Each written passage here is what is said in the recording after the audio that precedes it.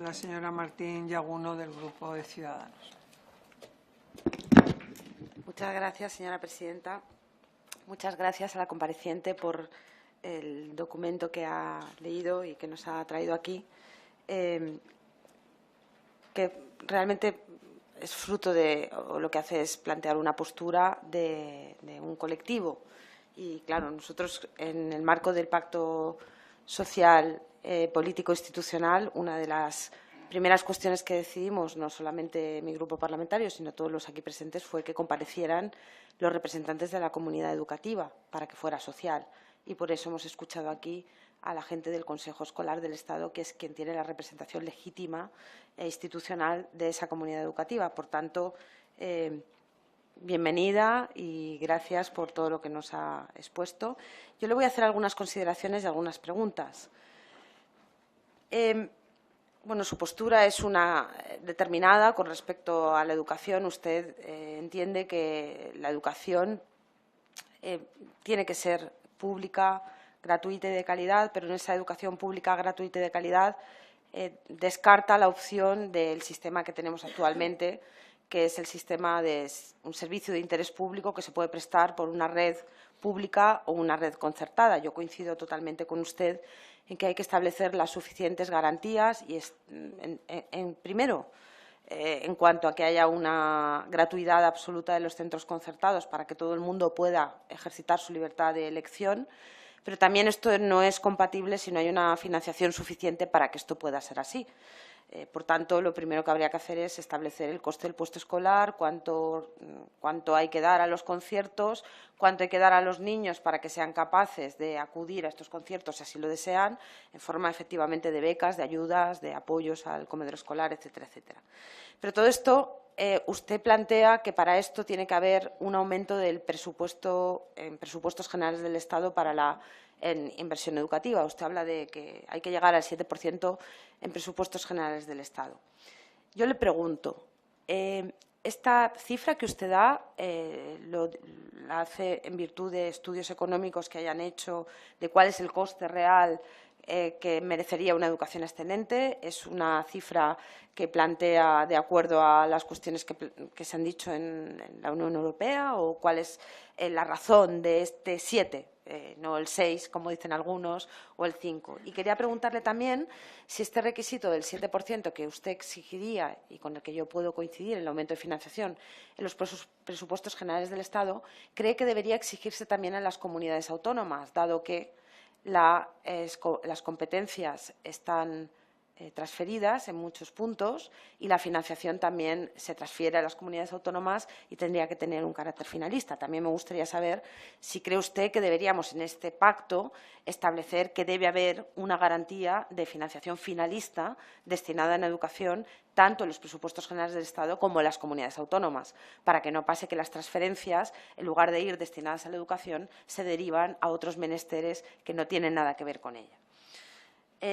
Dicho esto, también aboga usted por un sistema inclusivo. Nosotros también creemos que debe ser así, con algunas excepcionalidades, como han planteado también algunos otros comparecientes, porque creemos que también hay que dar salidas alternativas a gente que no quiere permanecer. Y si no quiere, no puedes obligar, es una vulneración de la libertad y deberíamos dar caminos alternativos. Y apuesta por la educación 0,3 gratuita. Le planteo yo, ¿obligatoria también? Es la pregunta. Y en esta educación 0,3, que nosotros coincidimos que tiene que tener carácter pedagógico y no solamente asistencial, ¿cómo lo plantearía? ¿Cuál sería su modelo? ¿Le incluiría en la red pública adaptando aulas? ¿Establecería conciertos educativos? ¿Plantearía cheques escolares? Lo digo porque hay comunidades que lo han intentado hacer y se han encontrado con grandes dificultades, incluso de seguridad para los niños y también de asistencia, porque al final uno hace la torta un pan si no tiene los recursos suficientes y genera más problemas que soluciones. Quería preguntarle también, con relación al tema de la currícula, ¿cuál sería su apuesta concreta para que pudiéramos tener una currícula que, como dice usted, satisfaga la contribución al bienestar social?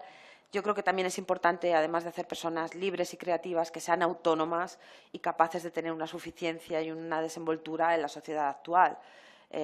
Por tanto, ¿cómo conjugamos estas dos dimensiones? Bueno, ya me han encendido la luz, por tanto, tengo más preguntas, pero se las puedo mandar.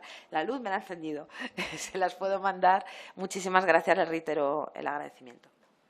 Muchas gracias. Unidos Podemos en Común Podem en María. El señor Sánchez Serra tiene la palabra. Gracias, presidenta, y gracias también a Carmen Rodríguez, a la representante del Foro de Sevilla, por su comparecencia y por un diagnóstico claro y estructurado que compartimos, puedo decir que al 100%, y que por ello mismo me va a costar hacer alguna pregunta, porque creo que ha sido muy clara en su apuesta, que no es solo suya, sino que es la de un colectivo que no es un colectivo más. Es un colectivo que aúna 24 entidades muy importantes.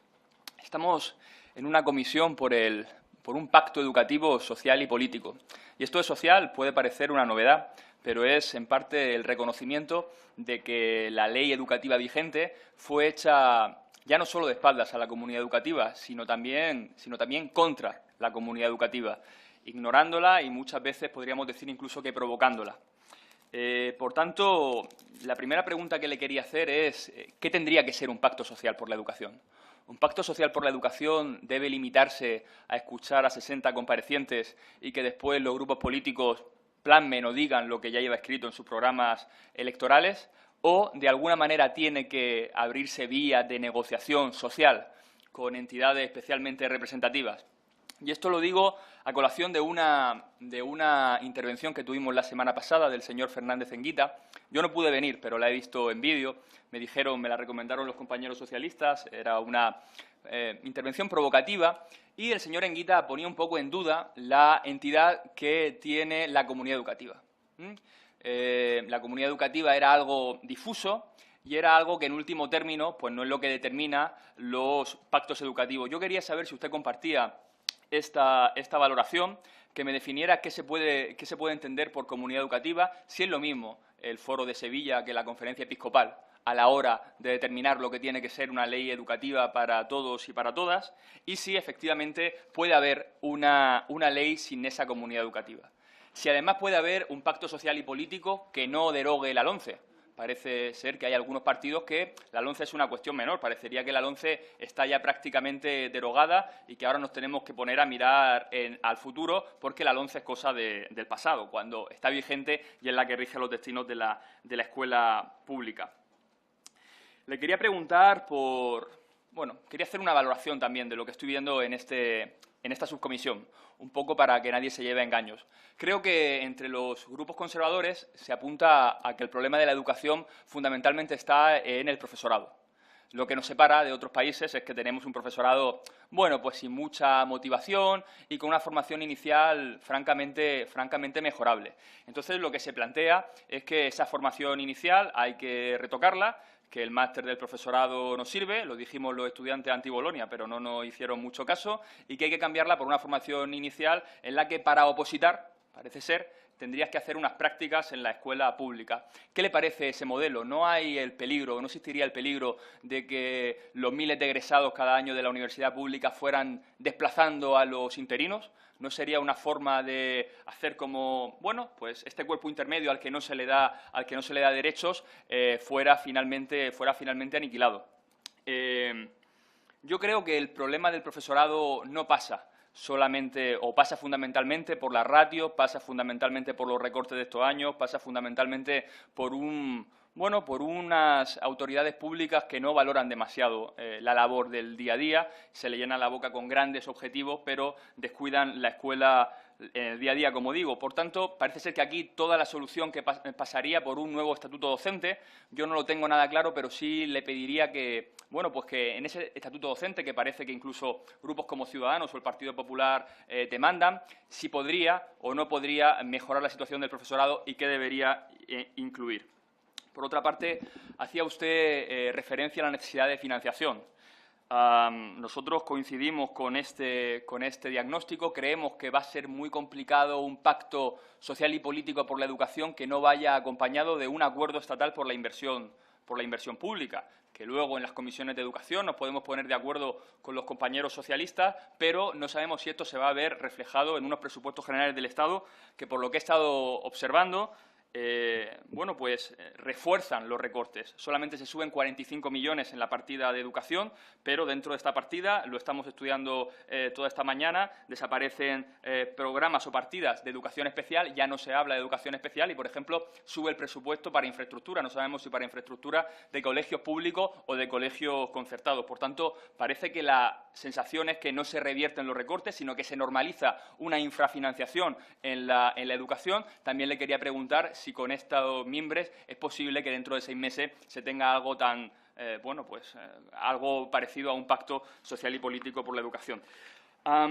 Una última pregunta. Me ha interesado mucho lo que ha planteado de los colegios concertados. Es verdad que el porcentaje en España de escuela concertada es mucho mayor respecto a otros países de nuestro entorno. Quería saber, más en concreto, qué medidas para esa integración voluntaria de muchos colegios concertados, de muchas cooperativas, que a lo mejor podrían estar interesados en formar parte también de la red pública. Muchas gracias. La palabra al señor Cruz.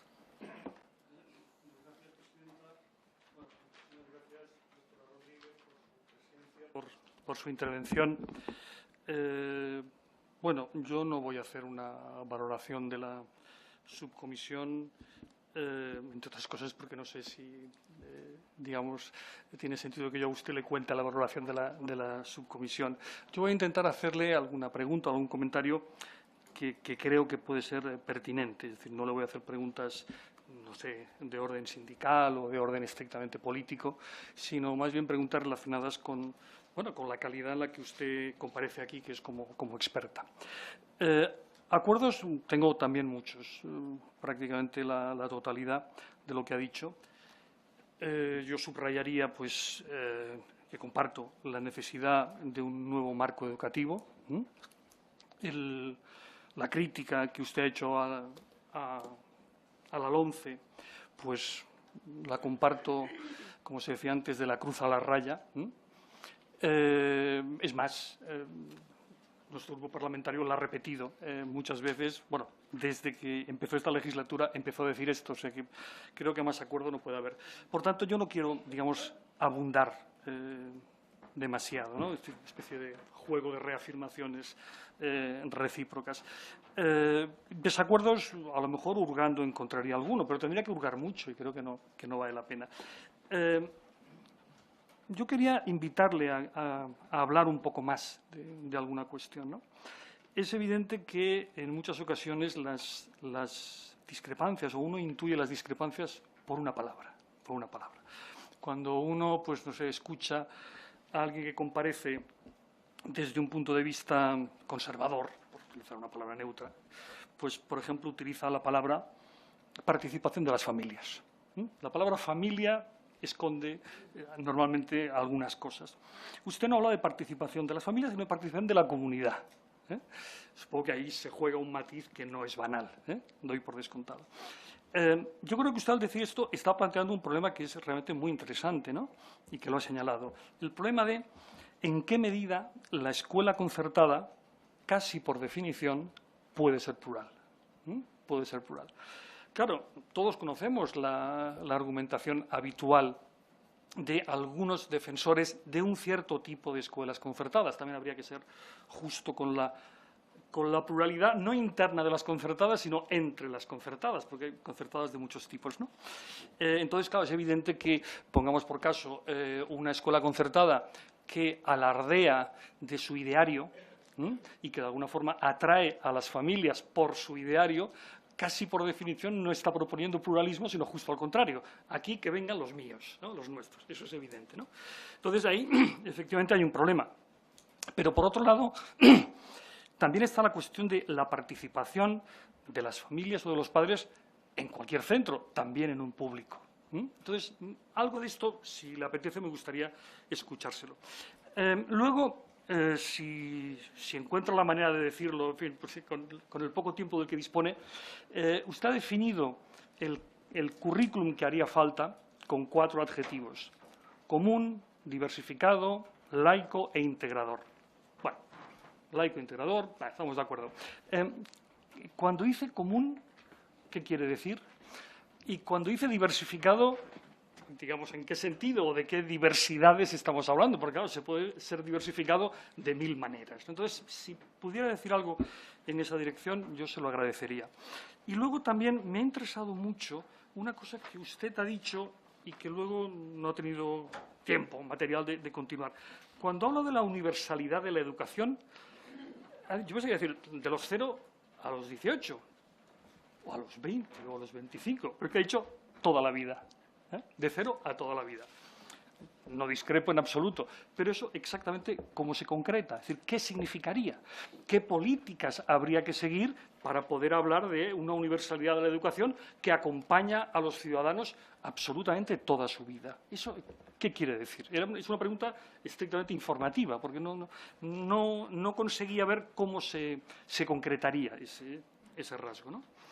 Y, bueno, quizá habría alguna pregunta probablemente menor. Bueno, me interesaría mucho, por supuesto, si tiene ocasión y si le coincide con alguna otra pregunta, algo más sobre la cuestión esta de la innovación y de cómo, creo que esto es una cuestión que preocupa en esta comisión, en el sentido de la innovación y el profesorado, en la medida en que parece que es el profesorado el encargado de gestionar esta innovación, aunque no es menos cierto que a veces se puede tener la sensación de que el profesorado, en muchos casos, por ejemplo, cuando hablamos de las tecnologías, etcétera, pues es el encargado de gestionar la innovación y en muchas ocasiones uno puede pensar que va por detrás de la innovación. Entonces, bueno, esto exactamente cómo se podría articular. En todo caso, muchísimas gracias. Muchas gracias, señor Cruz. Por el lugar tiene la palabra el señor Pérez López. Muchas gracias, señora presidenta. En principio, en nombre del Grupo Popular, darle la bienvenida a doña Carmen Rodríguez y agradecerle sus reflexiones, porque creo que en esta comisión hay que escuchar a todos y, por supuesto, ver las diferentes posturas y visiones acerca de la educación. He visto que en su foro pues hay personas variopintas, incluidas pues altos cargos de la Junta de Andalucía en materia educativa, es decir, que tienen experiencia sobrada en lo que es sobre todo la gestión educativa, ¿no? Me ha parecido a lo largo de su exposición que ha hecho una valoración preventiva de la LOMCE. Nosotros entendemos que la LOMCE tiene luces y sombras, y precisamente por eso, obviamente, estamos aquí, pues para intentar, entre todos, aprobar un proyecto por consenso y que responda a las necesidades educativas actuales, ¿no? Pero he visto que hay una valoración preventiva. Usted sabe que en educación hasta los 10-12 años no se van viendo resultados. Y nosotros, desde luego, si hay resultados en alguna comunidad autónoma, pues obviamente será porque son hijos de la LOCSE, fundamentalmente, ¿no? Dicho esto, decirle que el artículo 27.1 de la Constitución, pues de alguna manera establece lo que es la libertad de enseñanza. La LODE, en el artículo 4, también establece la libertad de elección de centro, no una ley del Partido Popular, una ley socialista, como usted bien sabe. Y, al mismo tiempo, también sabe que las competencias plenas en materia educativa pues está prácticamente en manos de las comunidades autónomas. Por tanto, el peso educativo también habrá que compartirlo, lo bueno y lo malo, con esas comunidades autónomas. En cuanto a las propuestas, usted habla de una financiación del 7% del PIB. Yo eso lo vengo escuchando en Andalucía desde el año 2005, nunca se ha cumplido. Es deseable y es un objetivo a alcanzar, pero creo que hay que tener los pies en el suelo y habrá que ir avanzando poco a poco. Aunque también tengo que decirle que cuando se ven y se estudian otros sistemas educativos, pues no todo es el dinero, no todo el dinero, y el caso quizá más evidente es de Corea. Corea gasta un 10% menos que España por alumno y, sin embargo, el abandono educativo es galopante. Prácticamente un 35% de chicos entre 17 y 23 años no titulan. Por tanto, no todo es el dinero.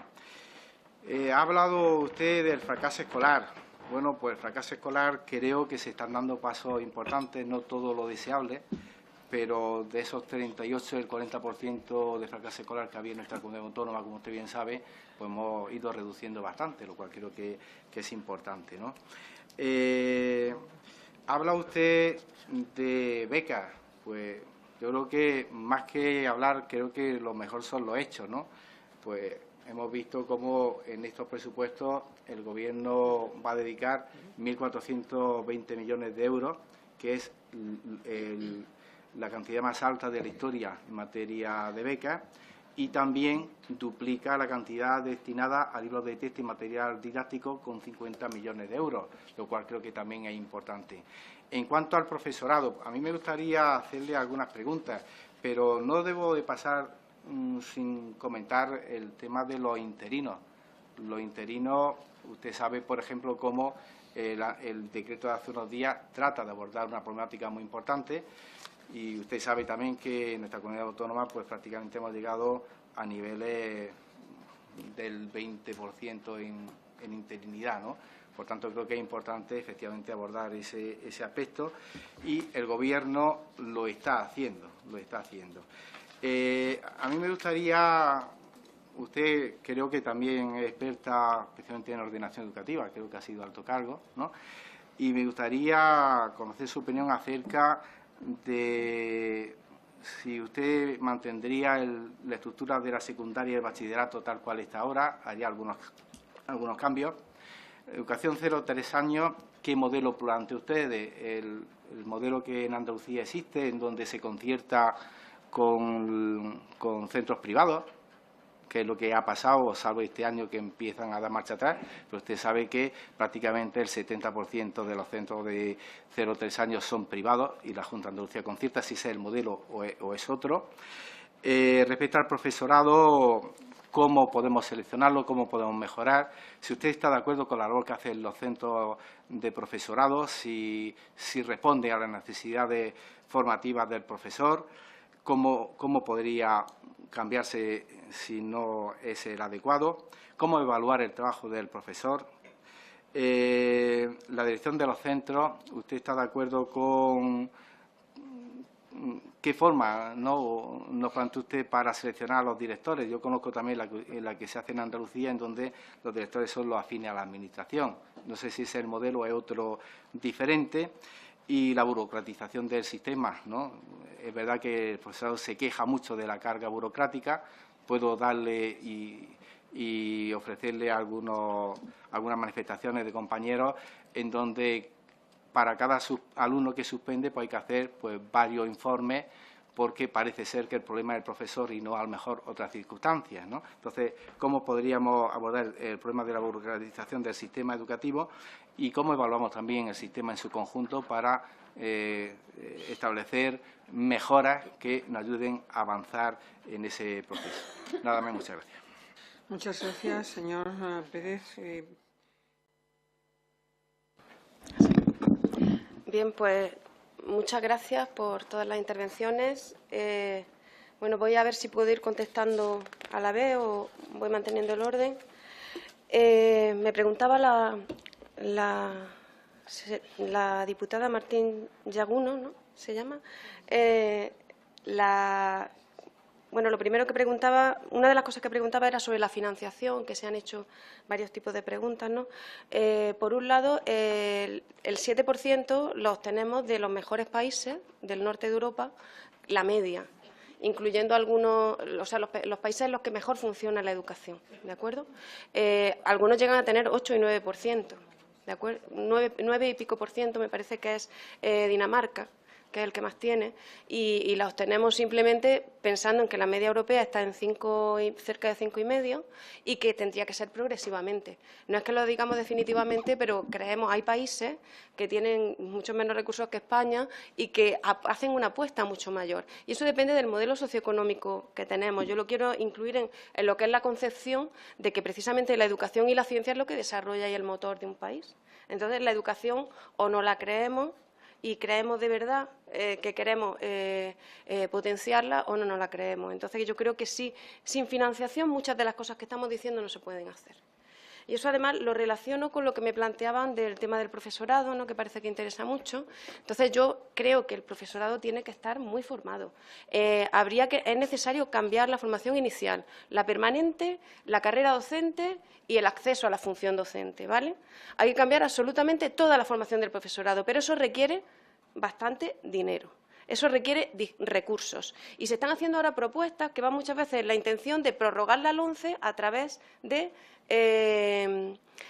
las mismas políticas en el desarrollo profesional. O sea, lo que no se puede ligar es la carrera docente a la formación profesional, a la formación, por ejemplo, permanente. ¿Por qué? Porque la formación por sí sola es necesaria. Un profesor se tiene que estar formando a lo largo de toda su vida, porque estamos en la sociedad del conocimiento, las informaciones cambian, tiene que debatir, tiene que visitar otras escuelas, tiene que tener experiencias distintas y tiene que seguir formándose. Y tiene que formar parte de su vida, esa formación. Entonces, eso necesita cambiar una formación inicial. Nosotros en nuestro documento de base defendemos, que ya lo he pasado allí, junto con el decálogo y con otros documentos, defendemos el cuerpo único, al menos en la etapa obligatoria, porque es necesario cambiar esa concepción en la organización del conocimiento y si decimos no queremos conocimientos compartimentalizados, pues no podemos seguir formándolo en ciencias físicas para darle a un niño de segundo de la ESO. Quiero decir, o en geografía y otro en arte y otro en... porque de alguna forma se crean contradicciones, ¿no? Entonces, creo que la formación hay que cambiarle, hay que darle una vuelta completa, pero teniendo financiación, teniendo recursos, pensándola muy bien y no hacer lo que se hizo, por ejemplo, con el máster, fue prolongar en el tiempo lo que se estaba haciendo antes con el CAP. Entonces, yo creo que sí que es necesario cambiarlo de una forma más radical. La formación inicial, relacionarla mucho más con la práctica. Ahora, se están haciendo propuestas de MIR que significan más o menos lo que hay. Quiero decir que todo el mundo piensa en el MIR, pero cada uno está planteando un modelo distinto, y no se parecen en nada a ninguno de los modelos. Entonces, eso habría que discutirlo también. Entonces, a lo mejor puede ser muy complejo para plantearlo ahora aquí todo. En cuanto al tema de infantil, que también me lo han planteado, 0-3 años para mí sería gratuita. Cuando hablo de la educación universal, yo pienso que la educación es de 0 a toda la vida, porque las personas tienen que ser un sistema educativo flexible para que puedan volver a recuperar, para que puedan adaptarse nuevamente al trabajo, para que puedan seguir formándose. Entonces, tienen que ser sistemas educativos muy flexibles, que son lo que vamos a necesitar cada vez más. Pero yo lo que planteo es que la oferta gratuita y de titularidad pública sea de 0 a 18, dentro de esa universalidad. Porque me parece fundamental y, sobre todo, los pilares del sistema educativo tienen que tener una red planificada, no una red concertada, que ha salido aquí, porque, sobre todo, lo que se está haciendo con la infantil es hacer una infantil barata, con poca calidad. Se contratan, es necesario solo que haya una maestra en cada centro, con lo cual se contratan a las maestras como si no fueran maestras, trabajan 38 horas a la semana por 800 a 900 euros. Esa es la infantil que estamos construyendo. Si lo queremos prorrogar es eso, ¿por qué? Porque todavía creemos en las guarderías y en que tienen que ser centros para tener a los niños y conciliar la vida. La vida, yo creo que la conciliación se tiene que hacer con el trabajo y con la sociedad. Y con un país que apueste en que la gente pueda vivir de otra manera mejor, porque hay gente que tiene demasiado trabajo y otra gente que no tiene ninguno. Y las condiciones del trabajo son también. Entonces, yo creo que la conciliación no va por la infantil. Y yo entiendo los problemas que pueden tener todas las familias a la hora de qué hacer con los hijos. La infantil tiene que ser de calidad, si no, no es una etapa educativa. Porque una persona que esté trabajando 38 horas o un niño de 1 año y la cantidad, no cumplimos la normativa de la red de escuelas infantiles en cuanto al número de niños. No podemos tener el doble de niños. ¿Cómo se pueden tener 17 bebés de 2 años? Quiero decir, no se están cumpliendo para nada los requisitos mínimos. Por eso digo que tiene que ser una red planificada, porque ¿qué es lo que ocurre y lo que se ha denunciado, por ejemplo, en la ciudad de Sevilla? Pues que los concertados crecen allí donde hay más plazas, donde se necesitan más plazas. Entonces, ¿qué ocurre? Que se han cerrado 27 unidades de aulas públicas y se han cerrado 27 unidades de aulas públicas porque las empresas ponen los colegios donde hacen negocio. En los centros rurales no está la concertada. Una concertada no se va a tener 5 alumnos a un pueblo, ni se va a centros de educación especial, ni se va... Entonces, por eso digo que se crea una red que resulta desigual. Luego, sobre currículum, sobre innovación y profesorado, el el profesorado tiene que ver mucho con la innovación, pero no se le puede imponer que innove. O sea, a un profesorado no le puedes decir, tenéis que hacer un proyecto de centro de estas características, un proyecto de especialización y os damos financiación si innováis. No, lo que se tiene que crear es autonomía en el profesorado para que pueda desarrollar su propio currículum de acuerdo a las necesidades de sus alumnos, en los que participe toda la comunidad y los profesores también, y las familias también, y sea un proyecto de barrio y tenga que ver con las relaciones culturales de ese barrio, y sea un proyecto en el que esté integrada la ciudad. Entonces, para eso se necesita autonomía, un currículum que no le esté diciendo al profesorado lo que tiene que hacer y que le esté mandando tal cantidad de materiales y de libros de texto que se convierte en un currículum memorístico, repetitivo.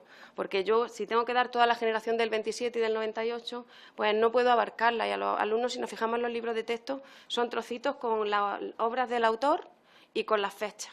¿Eso para qué sirve? Para un currículum estandarizado que haga pruebas estandarizadas. Y yo siempre digo, a los institutos habría que cambiarle los exámenes a los profesores, ¿no? En vez de dárselo a los alumnos, al de matemáticas ponerle el de física, al de lengua el de sociales, a ver qué pasaba, ¿no? Entonces, ¿por qué? Eso no es culpa de los profesores, eso es culpa del currículum. Y eso es culpa del currículum tan extenso, tan poco recortado, en el que no damos la capacidad. Así como se puede innovar. No se puede innovar. Entonces, autonomía al profesorado, desarrollo, organización curricular de forma diferente, formación del profesorado. Y las tareas del profesorado bien claras. Las tareas del profesorado no son solo el tiempo frente a los alumnos, son el tiempo tutorizando a los noveles, el tiempo que tienes que dedicar a preparar clases, el tiempo que tienes que investigar, que tienes que visitar otros centros. Y eso tiene que estar en un estatuto docente, no los premios y castigos que le puedo dar si tiene buenos resultados en los alumnos. Si estoy en un centro gueto, tendré malos resultados, da igual lo que innove y lo bueno que sea. Sobre formación inicial ya he dicho, y sobre pacto social, yo creo que hay que contar con la comunidad para un pacto social. Yo no considero que esté aquí como experta, porque el Foro de Sevilla, la participación que hemos hecho aquí es con un documento de bases que tenemos pactado con mucha gente, ¿no? Entonces, en ese sentido, nos ha costado trabajo porque esto han sido cesiones, no todos pensamos lo mismo. Y si lo hubiéramos hecho solo un colectivo, hubiéramos hecho otro documento de base. Hemos tenido que dejar cosas y coger otras, pero sí que hay una línea básica en la que coincidimos, y no es fácil hacer coincidir a los sindicatos con CEAPA, y no es fácil hacer coincidir a las personas que tienen una perspectiva ideológica con otras. Y yo creo que ha habido muchas cesiones, y cesiones como tiene que haber en este pacto, supongo, y como es necesario. Pero sí, yo creo que sin quitar como punto de luz al alumnado. Quiero decir, lo que nos interesan son los alumnos. Cualquier niño y niña que nazca en nuestro país tiene que tener las mismas posibilidades de estudiar. Y de estudiar hasta el máster, ¿no? Quiero decir, de tener las mismas oportunidades al alcance de los demás para desarrollar una educación y una formación que les sirvan para su vida. No solamente para conseguir trabajo, sino para toda su vida como ciudadanos y ciudadanas. Sobre el currículum, me decía currículum diversificado e integrado, ¿no? Común. Un currículum común a lo que se refiere es que no se hagan itinerarios diferentes y se clasifique a los alumnos. Entonces, ese sería un currículum común, es que todos pueden estar trabajando y haciendo las mismas cosas, aunque no tengan el mismo nivel. De hecho, nadie tiene el mismo nivel. Y los trabajos en grupo y cuando trabajamos con otras personas, unos saben más de unas cosas, otros de otras. Sino un currículum común y diversificado, porque a la vez tiene que incluir, tiene que ser diverso, incluir las características de todas las poblaciones que hay en la clase, tiene que incluir a los pescadores, a la gente que tiene una cultura, a la que tiene otra cultura. Entonces, eso es lo que quiere decir un poco el currículum común, pero diversificado. Y adaptarse, por supuesto, a las necesidades de los alumnos y alumnos que hay en un centro. ¿De acuerdo? Entonces, es un currículum que tiene que integrar todo, pero que, por otro lado, tiene que estar adaptado al propio centro. Es mucho, Chomsky plantea en MIT, que es un instituto de investigación interdisciplinar, que desde infantil los niños tienen que investigar, hay que plantearles problemas. Cuando llegan allí los alumnos a hacer los máster, pues hay alumnos de economía, de historia, de ciencia, y lo que se les plantea es cómo evitar el hambre en el mundo. Y todos se ponen a trabajar sobre cómo evitar el hambre en el mundo, investigando, planteando problemas y cuestionándonos y buscando es como yo creo que se consigue cambiar, y para eso hay que adaptarse al alumnado que uno tiene. Más cosas que seguro que se me escapan. Sobre la red privado-concertada, bueno, pues yo creo que es una anomalía de nuestro país, que no es una cosa, y que se crea en un momento determinado donde tenemos un país que no tiene la suficiente red pública, y lo que se hace es una adaptación para que esa red privada que funciona pueda seguir funcionando mientras se vaya extendiendo la red pública. Y bueno, pues esa anomalía se convierte en que cada vez va creciendo más y más y más, sobre todo en unas comunidades más que en otras. Y es una anomalía porque siempre se ha creado con desigualdad. Han sido dos redes y ahora hay mucha más presión. Y porque lo que plantea la LOMCE con respecto a la iniciativa privada plantea una situación distinta, que es que ya no tiene que dar las plazas públicas suficientes. Entonces, ¿eso en qué lo convierte? En que probablemente la red privada, si sigue seleccionando centros y si sigue clasificando y creando por segmento social, seremos Chile, Estados Unidos, y estos países tienen una desigualdad social muy grande entre todos los centros. Y tenemos ejemplos muy claros, ¿no? Entonces, las escuelas charter son escuelas privadas financiadas y son las escuelas que más segregan al alumnado. Entonces, eso nos puede servir como ejemplo para saber qué queremos. Si queremos extender la pública o queremos extender la privada. Y esa sería, yo creo, que la pregunta que tenemos que hacernos para conseguir un pacto. Porque ahora mismo, con los supuestos que hay y sin que deje de segregar la red concertada, lo que hacemos es extender la privada. ¿Por qué? Porque las familias, porque las políticas de recortes están reduciendo la pública. El 64%, además de esa concertada, es católica. Eso lo tenemos que tener en cuenta. ¿Cuáles serían las formas en las que yo haría? Bueno, pues creo que primero diría que ningún ideario privado en la escuela financiada, ¿de acuerdo? Ninguno. Me da igual que sea el ideario no solo de religión, sino de un ideario que sea limitado, no lo permitiría la escuela pública. No debe de ser. Después diría que todos los profesores accedan de la misma forma, porque nos interesa mucho que los profesores sean buenos, los de la pública, pero los de la privada acceden a dedo, ¿vale? En tercer lugar, voluntariamente aquellos centros privados que quieran incluirse, que se incluyan. ¿Y eso qué significa? Pues las infantiles veríamos cómo saltaban, porque sobre todo los profesores estarían deseando, no sé si los empleadores, ¿no? Pero los de la empresa, los que montan el negocio, pero los profesores estarían deseando. Más cosas que haría, no seguir extendiendo y permitir regalar suelo público para construir colegios privados, no seguir fomentando la privada para que puedan elegir los padres entre privada y pública, y hacer una pública de calidad, una red pública de calidad, reforzar esa red pública que es lo que necesitamos. Entonces yo creo que esa sería, y sobre todo no permitir ningún tipo de desigualdad ni de discriminación. Eso no se ha conseguido hasta ahora y yo creo que eso sí que sería un buen pacto, el no permitir que estemos seleccionando y dando escuelas de diferente categoría. La privada tiene que existir para quien quiera llevar a su hijo pues, a una escuela que sea francesa, pero no creo que se pueda financiar con dinero público una escuela que esté limitando a que los alumnos puedan desarrollar lo mismo y que los padres la eligen muchas veces para que esté con alumnos de la misma clase social. Los alumnos eligen las escuelas por segmentos sociales, eso está comprobado en Chile, está comprobado en todos los experimentos que se han hecho en países que llevan ya 30 años trabajando con esto, ¿no? Entonces, me parece que si queremos una escuela igualitaria y no generar guetos, pues tiene que ir por ahí. Luego, el artículo 27 de la Constitución plantea de forma muy ambigua el derecho a la educación frente a la elección de centro. Elección de centro que en los tribunales ha perdido porque el padre puede elegir, pero no tiene por qué darse el centro que haya elegido. Pero está planteado de una forma muy ambigua, es verdad que eso es lo que recoge la LODE, y eso habría que planteárselo de una forma más clara, porque son contrapuestos. Porque fueron cesiones que se hicieron desde la derecha a la izquierda en distintos aspectos de nuestra Constitución, y que se planteó, pues igual se dio la libertad de cátedra, que se planteó por otro lado la religión, pero después se dijo que voluntaria, y fueron cesiones de hace ya muchos años y que yo creo que en algún momento habría que revisarlas. No sé si me estoy dejando algo porque he intentado así mezclar un poco. También con respecto a la financiación, claro que queremos que sea en las comunidades y que haya incluso un fondo de compensación entre comunidades en el tema de la financiación.